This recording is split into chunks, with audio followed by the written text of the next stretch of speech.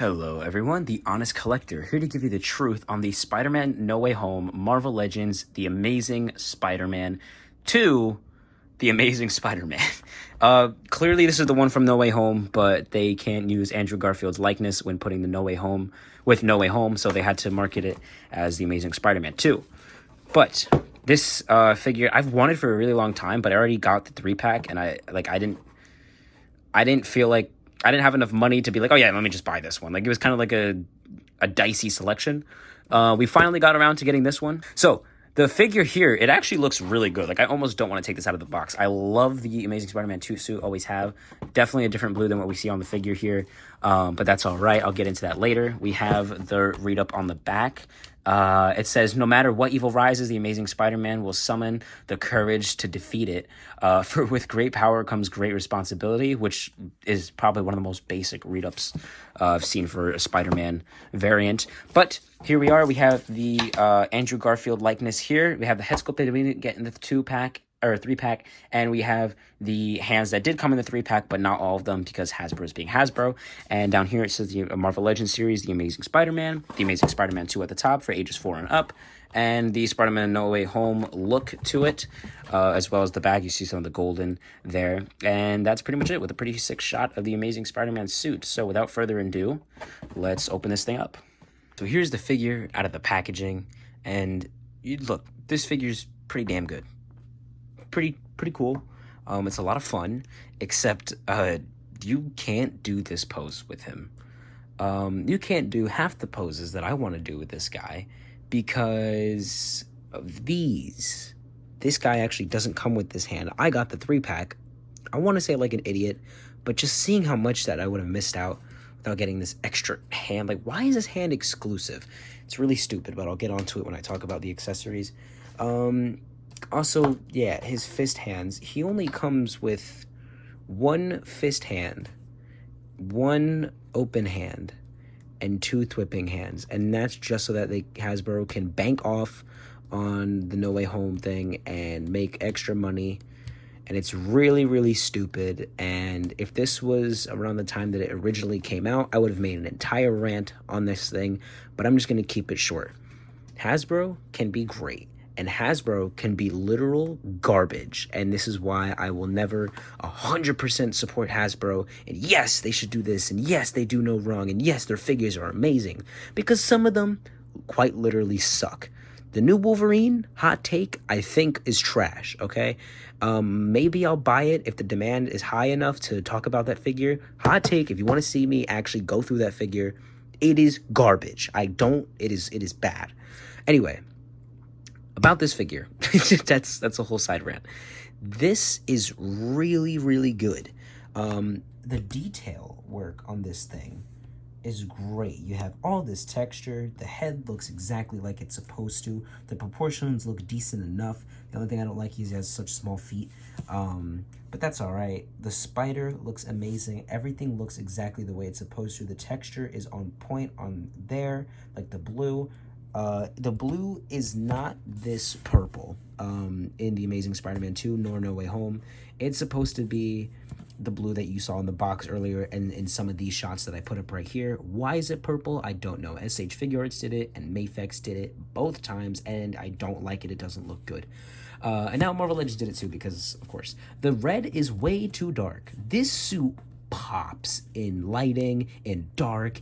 This thing doesn't. It stays like deep in shadow and it just looks really dark. They completely took away the color from this guy. I'm going to show you an actual bright red. This is the Deadpool figure right here. Bright red versus this. Okay, I'm going to show you the Tom Holland figure. It's battle damaged. I did a custom. That is a brighter red and I darkened it. Why is this thing so dark? It really shouldn't be. This Mafex. This figure's so bad. Mafex. Not the figure, it's just the paint. It's horrible.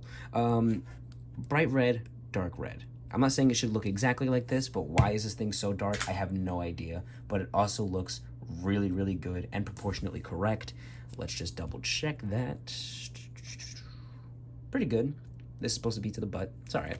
So, yeah, this thing looks really good. It has all the raised webbing, not like embedded, but it's raised webbing. The paint line are so crisp on this thing. There's like barely a miss, and it looks great, and it's awesome. And I love that spider symbol on the back. If you bend this down, it doesn't look weird that much. There is a gap in there, but obviously it's articulation. The butterfly joints look normally implemented, and I think this just looks really, really good. They definitely did a fantastic job on this figure, and it looks so cool just standing here. And it also helps that this is my favorite Spider-Man suit. I just wish it wasn't such a dark color, because again, let's take half Wolverine. You know what? Just, there we go. Let's take Wolverine here. If you try and put him in with a collection, you're gonna notice he's really, really dark, and it's just kind of weird. But, you know, these are MCU figures, but still, they shouldn't be like the TASM 2 suit shouldn't be like this. But yeah, the purple is also incorrect. It's not really supposed to be a purple like this. It's more of a blue. I know some shots it looks different, but this is just too much of a purple mixed with the incorrect red. Looks not goofy, but it just looks weird and set. Doesn't look right. But other than that, this thing also looks friggin' amazing. It looks really good. The poses with it are awesome. Although, getting into articulation, the head, not great, because Hasbro doesn't know how to do double ball pegs correctly. And they did a seam line in the neck, and then when we got the unmasked heads, they didn't even give us separate necks. So why is there a seam line here? Maybe there's supposed to be, but I'm annoyed. There should have been. Anyway, double ball peg is done incorrectly. It's sunk in way too deep, so it doesn't give it any range to move like that. It barely does, but the reason why it can't look up is because it's like this. And then when you try and put the head on here, oh my gosh, okay, when you try and put the head on there and look up, it's gonna look up okay, but let's say you crunch it, he's looking right at you. So he's not really gonna be able to look up that much. You want him to look up right there? Too bad. He's really gonna be like right there. He can't do much. Disc hinges don't make this better, because then you can't do this. You can't do any of that. You can't give him that attitude, that special look where you want him to look a certain way to the side or something like that. You can't even have that. This adds a lot of personality to a figure, and the disc hinges take it away, and I hate it. So just do double ball pegs correctly. McFarlane does them better, and McFarlane sometimes they're, you know, how they are. But anyway, the head is mid, or the head articulation is mid. Let's look at these arms. They move above 90. That's perfectly fine all the way around. You have a really good bicep swivel, which is a bicep swivel. We'll break up the skull. I don't really care. Then you have double jointed elbows, which work perfectly. Those are fine. You have the regular hinge on these wrists here for all of them. And then for the torso, twist, obviously, good. Actually, let's separate. So it goes back this far, which is fine, and it goes forward this far. Did they just take a lesson from... They took the wrong lesson from McFarlane.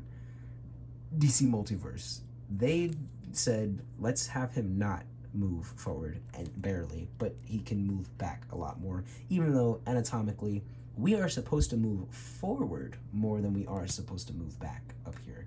But anyway, mixed with that joint, okay, so back here, that ab crunch is doing all the heavy lifting. Moving him forward, that's how much we got, and that's how much we're gonna get, because combined with that torso joint, it just stays right there. Back, great. That is insane. Front, what the hell happened? Really irritating, and it definitely does get in the way of some posing, and it's a little more difficult to pose this guy, although it definitely is possible.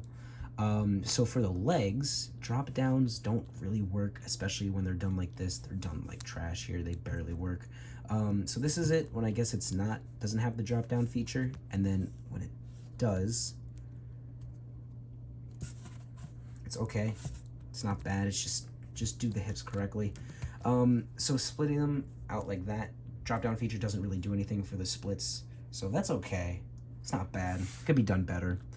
And then you have the thigh swivel there, or the upper thigh cut, and then you have the double jointed knees that I showed before, which work great, and really good ankle articulation, down, up, side to side, but no boot swivel. Does kind of annoy me. And that's going to be it for the articulation. And next up, you get these two whip hands, which are pretty good. They're just your basic whips. You have the pinkies go all the way out instead of curved in. It's pretty good. It's fine. The hands itself isn't really my problem, but I'll get onto that in a minute. Why did they give him the open hand and punching hand? It's beyond me, because this figure really could benefit from the other open wall crawling hand and the other punching hand. They gave the one Spider-Man that stopped pulling his punches one fist, and it's so bizarre to me. This is during some of the most like scummy things of Hasbro that I think sometimes they still are trying to do, but it's just they're always going to get flamed for it, and this figure's always going to get brought down for it. The rating for this figure is going to get brought down heavily. I want to say what it would have been and what it is. But yeah, so for the accessory, you just have one open hand, which no one understood what this was really for, but hear me out. Does this not look like the phone, or the hand that the phone goes into when he's calling Gwen? When he does the first in Broadway, second in Broadway, third in Broadway joke. That has to be. I'm gonna put it up right now, but that has to be. Anyway, but you get two whip hands. Also, you get the web shooters on the inside of the forearm, which is cool. Not painted, which kind of stupid, but it's pretty cool. Except when you realize that you're always gonna have him whip like this, and then since our forearms turn, it's not like this one can, because then it'd be like that. That's not right. But anyway, that's still cool that they did it. I like that they sculpted that in there. And yeah, that's basically it for the accessories. I'm just a little upset as to why we couldn't get, or not as to why. They just, because they already got everyone's money from the 3-pack, they wanted to make it still worth it, so that way it didn't seem like an absolute scam. But yeah, so I'll get onto that further in the final opinion. Okay, so this guy stands a little shy of the 6.5 inch mark, a little under that, as you can see. Now let's get him up to some size comparisons with other figures. Just because I have them handy, here is the Spider-Man next to the Mafex reissue of Wolverine and the Marvel Legends Hydra Bob 2-pack Deadpool. Here he is next to the Disney Plus Wilson Fisk, and I have him right here with me, and I know everyone wants to see him take on the 19 inches of Venom. So here he is next to the Sony Venom, which everyone swore that they were going to fight in Venom 3. It's not going to happen. I'm sorry. But yeah, so here he is next to those two, which looks so... Just bring him back. It looks so sick. But yeah, so here's him next to those, which is pretty cool. Oh, this looks so good. They really didn't do any... Anyway. Here he stands next to my custom battle damaged No Way Home Spider-Man, and this is going to be the same from all like the Civil War, Homecoming and stuff, because they're all the same height. So this is what he's going to look like against all of those. So you can just imagine that. Yeah, I have both of these. I'm working on a battle damaged TASM 2. So that's definitely going to be interesting. But I'll probably do a custom video on this soon if you guys really want. Compare them. That should be fun. But here's how he stands next to this. Here's how he stands next to the Tobey Maguire Spider-Man from the No Way Home 3-pack, and next to the Retro 90s series Symbiote Spider-Man. Here's how he stands next to the 20th anniversary Toy Biz Hulk, or not Toy Biz, but inspired by, or for the Marvel Legends. And then here's how he stands next to the Retro 90s VHS MJ 2-pack. And then since MJ was supposed to be in the third one, I have her right here as well. Let's get her next to him just to see what could have been. Did not mean for that to rhyme. So here they are next to each other as well, which looks pretty good. Accurate height, I guess. And then just for fun, for anyone, there's Moon Knight. All right, so what is my final opinion on this guy? It could have been so good. This figure's a really strong release on its own. It looks really great. It's definitely a good TASM figure, and the head sculpt is really good to Andrew Garfield. It definitely looks like him. The sculpt, the paint, the articulation, it's all either really good or just good itself, you know? It's not just, oh, okay, it's passable. It's like actually decent, and I feel like they put effort into this figure, but their scummy practices is ultimately what got it in the way from being an actual really good figure. And that's probably why I'm going to have to bump it down to like a 5.5 out of 10. If this thing had all the accessories and everything, it probably would have gotten an 8.5. Just that ab articulation definitely would have put it up a little higher if they just engineered it better. But like, this thing just gets like a 5.5 for me. It's just not, it's bogged down so much by these stupid things that Hasbro do, and it just ultimately just limits the fun of the figure, and that should never be the case when you buy a figure like this. For, you know, I understand it's like one of the more lower costs, but it's like still $30, and, you know, give us what, you know, we should have, honestly. Like, the 2-pack the 3-pack situation, so stupid.